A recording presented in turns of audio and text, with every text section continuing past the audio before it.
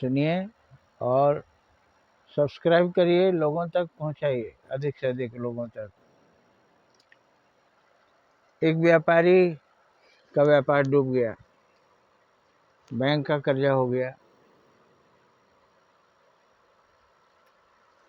महाजनों का कर्जा हो गया। उसने अपमान के दिन देखे नहीं थे, तगादा सुनने लगा, इतनी प्रताड़ना होने लगी। बैंक बोला कि जेल भेज देंगे पति पत्नी दोनों को, बच्चों का क्या होगा। ये सोचकर वो घबराने लगा।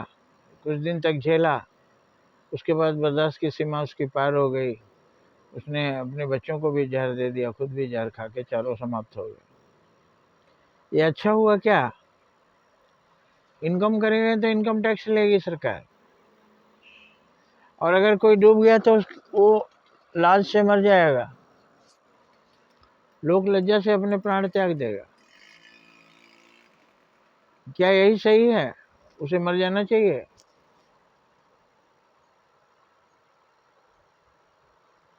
तो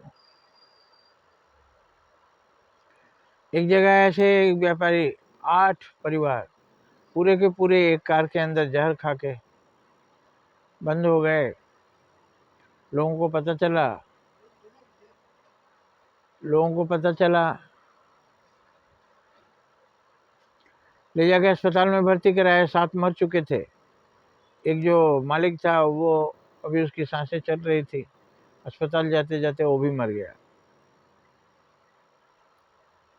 तो ये अच्छा हुआ क्या? सुनते हैं 5 करोड़ के घाटे में था।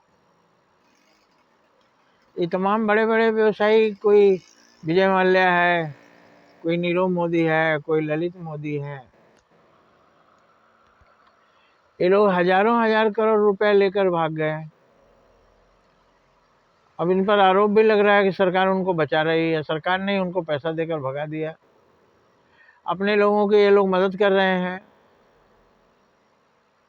और वो पैसा आज तक नहीं मिला। लेकिन एक किसान आत्महत्या कर रहा है 1 लाख रुपए के लिए।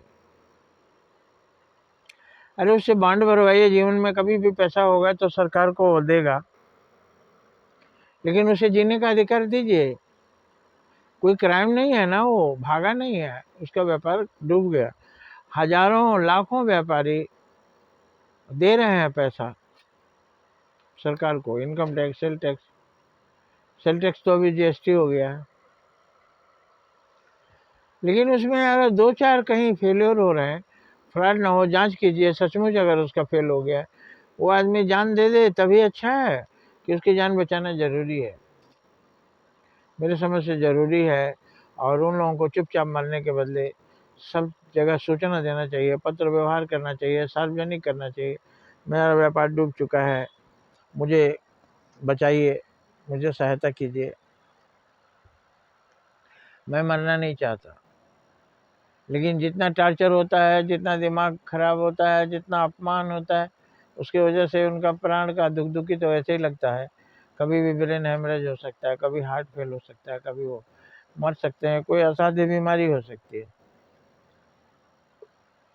तो मेरा तो विचार ये है कि सार्वजनिक करना चाहिए और सरकार को बचाने में आगे आना चाहिए।